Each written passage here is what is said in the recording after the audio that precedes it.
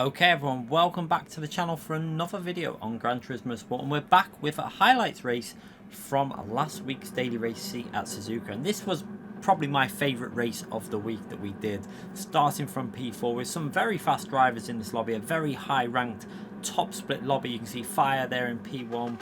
We've got a very competitive field here and we're starting P4, so let's see what we can do and let's see if we can try and hunt down the leader in this race. Now the Megane was probably the best car to go for this race, and Fire was starting in the Subaru, which was not the best car, so let's see how this pans out. So if you do enjoy these videos, please make sure you subscribe to the channel, hit that notification button so you don't miss any future videos, and give it a like if you do enjoy this video. And also let me know in the comment section how you enjoyed this week.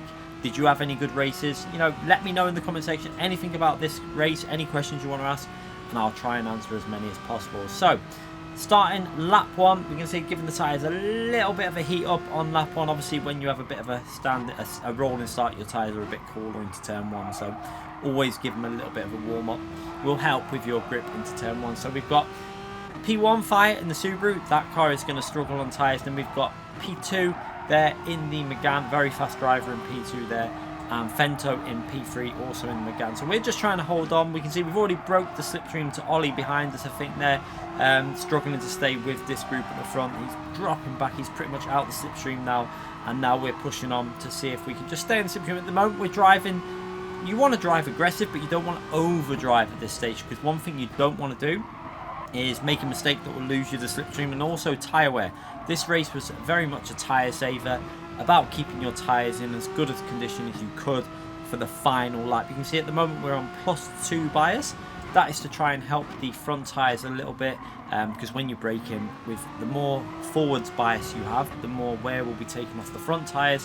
When we're a little bit to the rear, that will save the front tyres a bit. And for example, at Suzuka, the track kind of, you want the front end grip for the flowing first section and some of the fast corners on this track, so that is why we're on +2, and we're actually gone to +3 now to actually try and increase that a little bit more. One thing I do advise as well on lap 1 is maybe go a little bit less to the rear than what you would normally do, because the tyres aren't fully up to temperature. It will just create a little bit more stability, and then when the tyres are fully up to temperature, do what we've done there, up to +3 will help with stability. So now we've got the tyres fully up to the heat that we need. We're now going to follow behind P3 and see if we can attack him. We need to find a way past, really.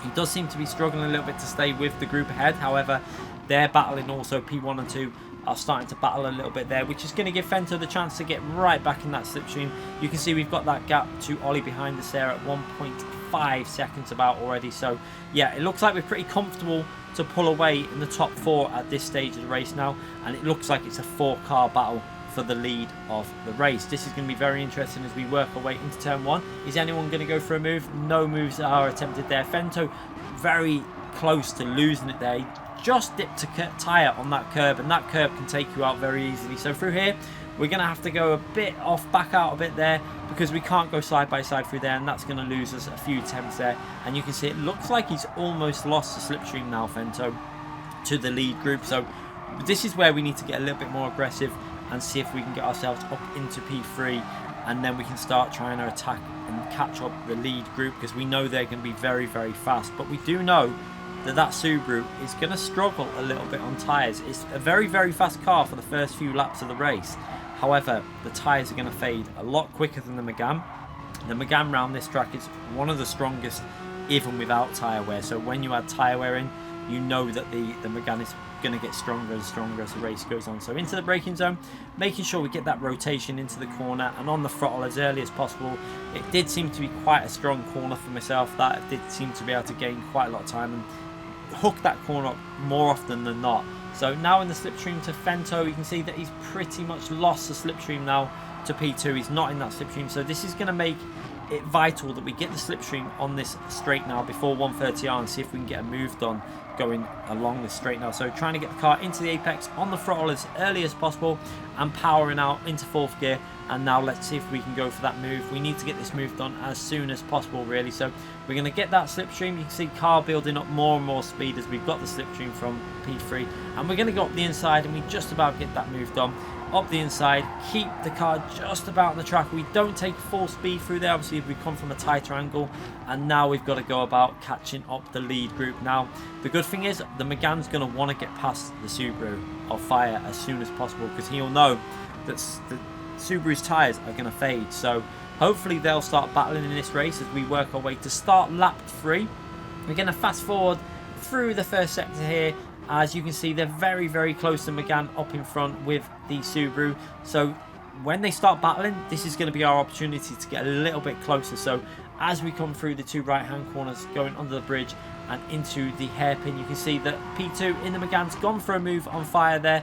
That's going to lose them a couple of temps there. That's good for us because that puts us just a fraction closer to that fight. But one thing to take into account there is Fire actually probably wouldn't mind being in the situation of being in P2 at this stage, because that'll allow him to save a bit of tyres for later on, because we do know the Subaru is going to struggle a little bit. So yeah, Fire in P2 is probably better position for him to be in, really, sitting behind the Megane and able to save his tyres. We all know how good Fire is at saving tyres. He's one of the best on GT Sport at saving them front tyres. So yeah, one good thing is though, us in the Megane, we don't really need to worry about that. So we're charging forward now. You can see the gaps as the first 2 go through, and then we got ourselves in P3, and then Fento a little bit further back. He looks like he's had some sort of penalty there, and now we've got quite a nice gap to P4. So it looks like this is now a 3-car race for the lead. You can see all 3 cars on one shot there, all taking the chicane quite nicely, and you can see Fento has really dropped down. I think he's picked up a penalty. He's down to P7. So as we come through the chicane though, Fire there picks up a ½ second penalty, and that will be really frustrating for him. But that's actually quite good for us if we can get ahead of Fire now, so that when his car starts fading on the tyre, it won't hold us up too much. We might be able to challenge for the lead of this race. So going through turn 1, trying to keep it nice and tight to the apex, on the throttle as early as possible, and now we're going maximum attack for this lap, because we want to be able to get an opportunity of getting past Fire. He's got ½ second penalty on this track with the penalty zone. That's going to cost you at least 1 second because of where it is. For example, a 1 second penalty will probably cost you 2.5, 3 seconds sometimes, because it's right in the middle of a long straight. So it really does slow you down. So yeah, we're pushing aggressively now. We want to get past Fire, and then we've got to set our eyes on P1 to try and get the win in this race. If we can take the win from P4 in this lobby with the quality of drivers that are in this will be a great result as we work our way through the right hand corner there, under the bridge again, and then into the hairpin again, where we're just going to try and get that braking. Just as you straighten the car up, we're onto the brakes, down to second gear. Don't go to first gear in the Megane, just holding it tight to the apex, on the throttle nice and early, powering out the corner and working our way up into spoon. So through here, Megane very, very strong, good at getting to the apex. And we fast forward just briefly there as Fire's going to take that ½ second penalty, and you can see that is going to lose him over a second, because by the time he's back up to speed, we've got the slipstream there, and he's going to move over to the left, let us take the normal line through there, and he's going to tuck into our slipstream, and now he's going to probably try and stay with our car. Now at this stage, the Subaru, in reality, with most drivers, would normally start to struggle at this stage, because yeah, 4-wheel drive car, the front tyres, although they're not the worst on the Subaru is one of the better cars with its tyre wear in the 4-wheel drive category. This was obviously before the BOP change as well, so yeah, the 4-wheel drive cars hadn't had any BOP changes. But yeah, Fire is in that slipstream, and yeah, normally most people will be struggling with tyre wear, but Fire is different. He can look after them front tyres a lot more than most other drivers. So now we've got that gap up to 1.3 seconds to the leader, so we've actually caught him up a little bit through there, and now we've got to try and see if we can just gain vital temps here and there, and it's going to be very equal. You can see between myself and P1, the pace looks very similar at this stage. So we look at the replay cameras, as you can see there, P1, we're just a little bit far from him, and you can see Fire just sitting in that slipstream behind ourselves, doing a great job at looking after the tyres on that Subaru, and he'll be quite frustrated, I would have thought, with getting that penalty through there, because he had a chance of probably getting a win in this race if he held onto the slipstream.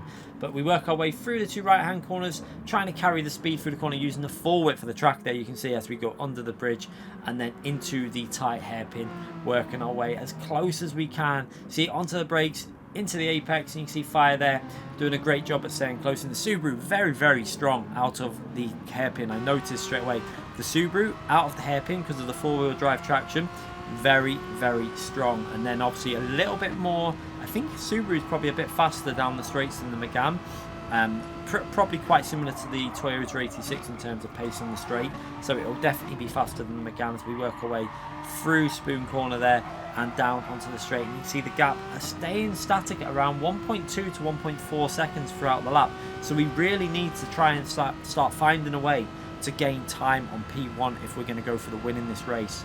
But these are the races that I really do enjoy on GT Sport. These are the races when I zone out and I tend to really get the best driving out. When you know you've got to drive, you've got someone like Fire behind you, you've got a very fast driver in P1, and we've got to chase down that lead. And sometimes this is the type of situation that brings out the better driving in myself in terms of how fast I drive, because I go full concentration mode. We were actually live when we streamed this race, so we were in full FIA mode, concentrating. As we fast forward the action now on lap 6, we got Fire very, very close in the mirror there. You can see what he's doing now is he's probably using the slipstream to save his tyres as much as possible and just trying to hang in the slipstream, because he knows if he loses the slipstream, he's probably not going to get back in it at this stage with the tyre wear. You can see even our tyres on the McGann are pretty worn. You can see on telemetry there, they're pretty worn, but they're quite even. And that is what I always aim to do with my tyre wear. I always like to get the balance to be even so that the car is always predictable in the way it drives. So when you've got full tyre grip, it's going to handle pretty similar in terms of the balance to when you've done 6 laps on the tyres, because the wear is pretty equal to the front and rear. And that is how I tend to do my brake bias. I just try and get it so it's pretty equal. Even if like the track suits having front end grip like this more, I just try and get it a nice even balance, because it really will help the way the car feels when you're driving it. I tend to find it helps with consistency as well over a race distance. For me personally, not everyone's like that. Some people will really try and save them front tyres and maybe sacrifice the rear a bit more, but everyone is different, I suppose. As we work our way through 130R there, maximum attack through there. You've got to be very careful on that curb. A number of times throughout the week doing this race, we got caught out with that curb and went round in more than, I think, a 1080 we nearly managed on one of them. But now we're working our way over the line, and you can see pretty solid pace at the moment. We've actually got ourselves a bit of a gain on P1.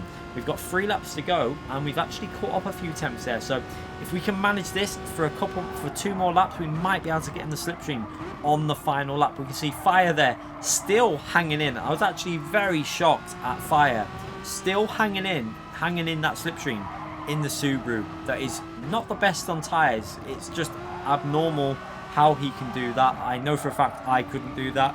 I would have been dropped off a number of laps ago, because yeah, front tyre wear is a weakness of mine in terms of looking after. So yeah, credit to Fire for even being in this situation at this point of the race. 7 laps in and still in our slipstream after having a penalty as well. But you can see now we've got that gap to the leader under 1 second. It's just briefly gone to 1 second there, but we're getting close to the slipstream. We just need 2 and a bit more temps, and we'll be in that slipstream range, which will pull us forward, and that might help us break the slipstream to Fire also. So this is going to be quite an intense ending. You can see we're getting closer and closer every time a sector's done. We're getting quite close. We're almost 8 temps behind him there. We need to be 7.5 temps behind him to be in the slipstream range. This is a very intense race, I have to say, all the way to the end. Great racing as well. You can see very close, competitive. And like I say, I love these type of races on GT Sport as we work our way to the replay camera, and you can see just how close it is there. Fire holding in the slipstream. We're almost in the slipstream of that McGann, and you're going to see on the straight how fast that Subaru is as we work our way down the main straight there. You can see the Subaru very, very close to the rear of my car there, and he's probably going to be almost in bump drafting distance, but he's just a little bit too far back. Luckily for myself, he's not going to be able to go for a move, but I don't know if he would have gone for the move, to be honest, because at this stage he was probably just trying to survive with the slipstream and hold on as long as he could. So working our way into the final hairpin there, sorry, the final chicane for another lap there to start. So we've got 2 more laps to go, and we're getting closer and closer. But you can see also Fire getting very, very close to our rear there as he's in the slipstream. He's turning to the left there. I presume this meant that he was going to just bump draft us as we work our way into turn 1, and you can see there he's going to give us a little nudge there, which is going to get us even closer to P1. So this is going to be very close. You can see we've got 2 laps to go.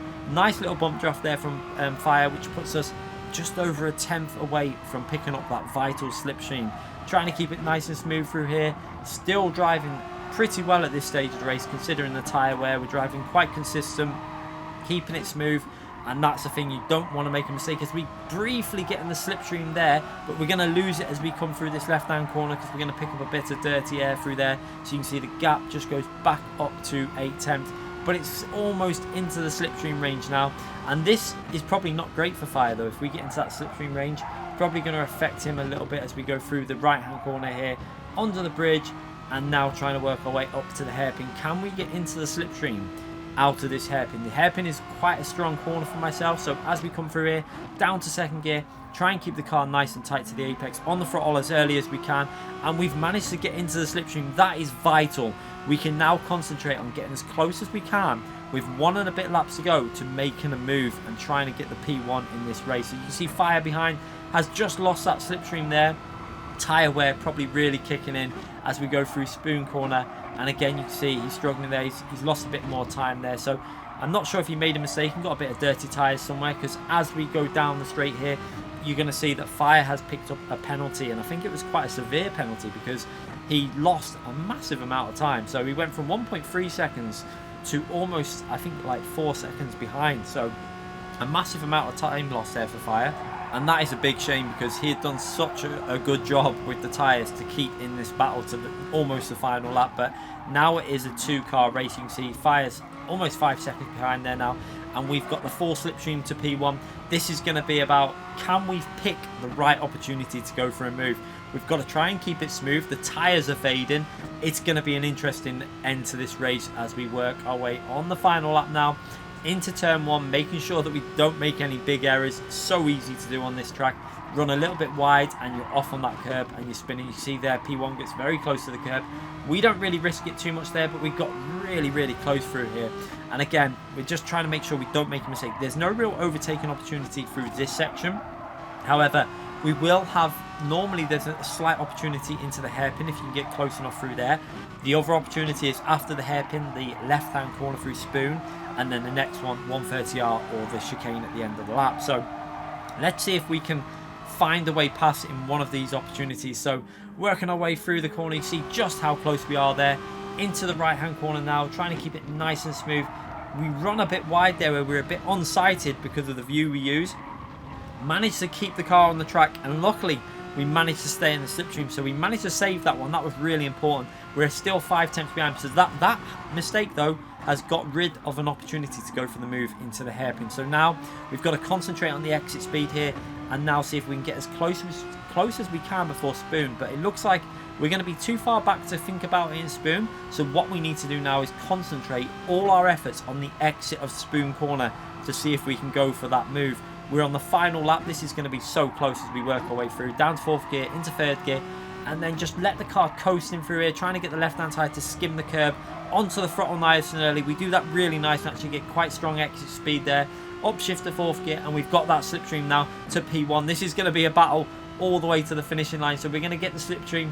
Can we get him done on the 130R? We're going to go to the right side, and what we actually do is we lift, downshift to 4th gear there to stop it running wide. He kind of falls for it, runs a bit too far wide. He's got the dirty tyres, and then we've got that moved on pretty much as he brakes. He's got a bit of dirty tyres. He clips our rear, but I think that's probably because he just had dirty tyres. But we managed to make that move, and a really strong drive to get ourselves into P1 in this daily race. A very competitive daily race this as well. So really happy with taking the win in that one. I hope you enjoyed that video. I know I enjoyed the race when we were live, so yeah, hit that thumbs up if you enjoyed it. Let me know in the comment section what you thought about the racing in that, and I'll be seeing you lot for more videos and live streams in the future. Thanks again for watching, everyone. Bye.